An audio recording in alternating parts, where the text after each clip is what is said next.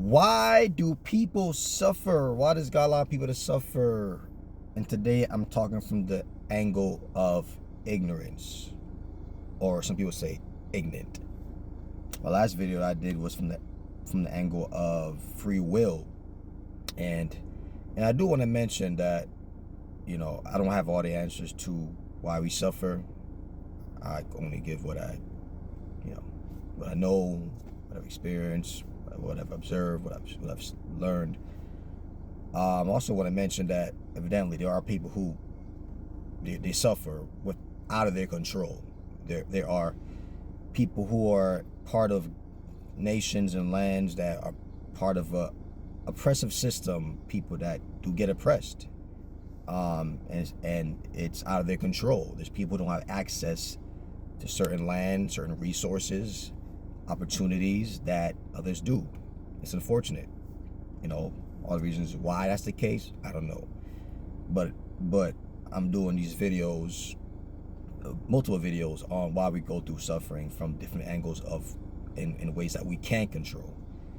Like take for example, I live in America, and there are a lot of people who are, say, Muslims. Islam is a very huge religion right now, and a lot of them are coming to, say, America and Canada from their other countries that have dominantly Islamic viewpoints. So they are making a choice out of their power to leave those oppressive lands and come to lands that are have more Judeo-Christian values, right? So obviously there's only so much they can do to, obviously if they were to resist and fight, they would get slaughtered, they would get killed. So they put the resources together, save some money, and they leave, right? But ignorance. This is an age where many people are ignorant.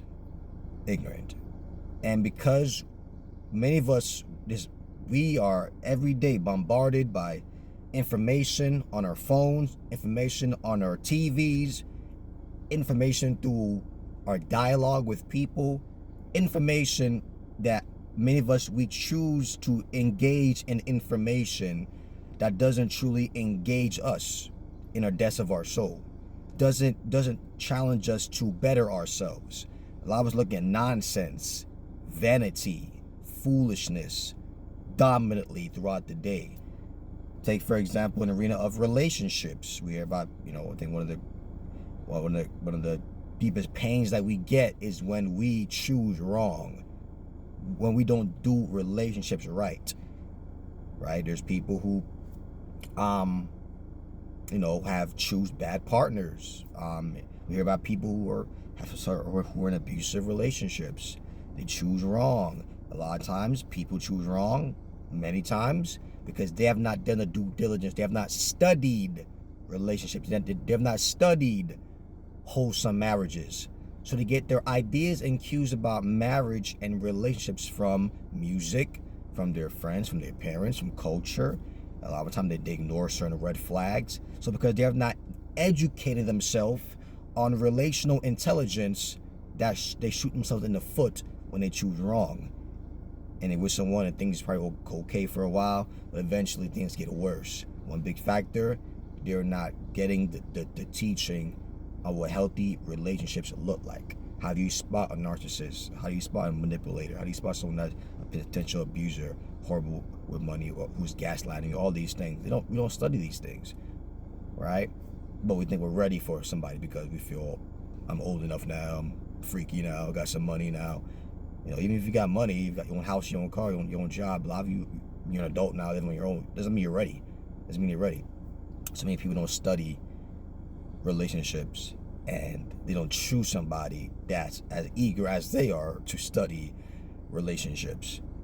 They don't study boundaries. How do I have boundaries with my family, with my relatives, my siblings? How do I say no? How do I interact with my boss, my coworkers? That's really stressing me out. And a lot of people are fighting, killing people at their jobs. This fight's happening in their jobs. Killings happening on jobs. Imagine that. And then also in the realm of relationships, and My favorite book, the Bible. The Bible is composed of multiple books. There are many books on relationships that many people don't study. People are suffering emotionally. There's emotion, there's trauma, there's things in us that's hurting us.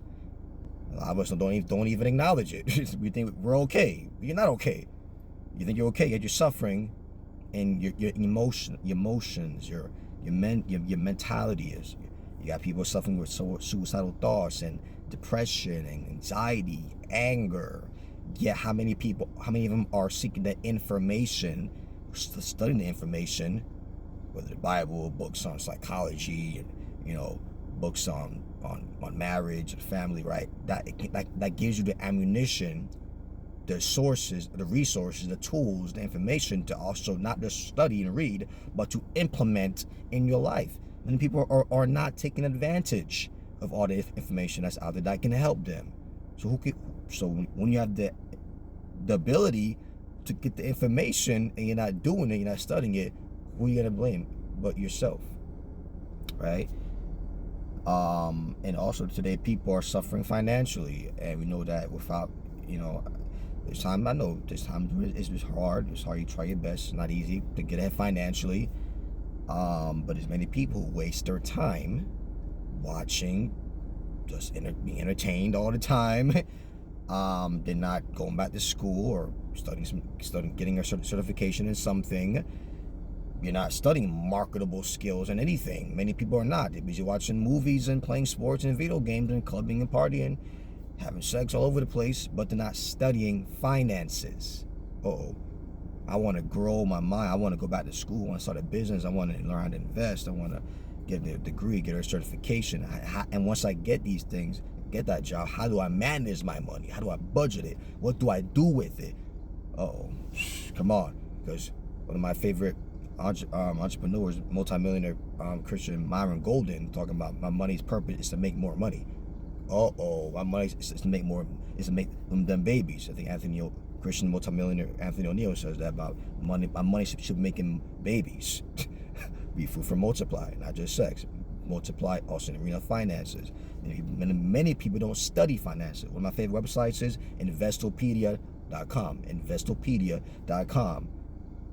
Many people are so quick to go on YouTube and look up nonsense, girls twerking, anime, NBA, Pornhub, and all these other nonsense websites that's not building your financial acumen to help you to be better financially and mitigate your suffering. Come on. So yeah, we think the purpose of money is to pay my bills. That's the poor mindset. Just to pay bills, barely get by. But then we're always hurting for money, begging for money. One reason, because we don't learn skills. We don't push ourselves in to see, how can I grow this money? How can I build maybe some passive income stream? How can I just grow my overall income, get a better job? We don't study these things. We don't study. There's so much financial books that are out there. Right? So I'll leave it at that. So yeah, ignorant, and we stay ignorant. When there's so much information through books, through TV, through phones, but we're busy focusing on the wrong thing, being distracted by things that's not edifying you, not helping you to better your life. So that's it. What is one reason why we suffer? Because we are ignorant, and we choose to remain ignorant.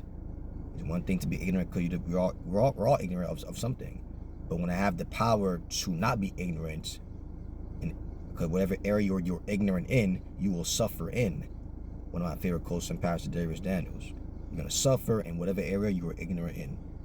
All right. So whatever area you're ignorant in, study how to get better in that, or to overcome that, or to be proficient in that. All right, y'all. God bless you. I love you.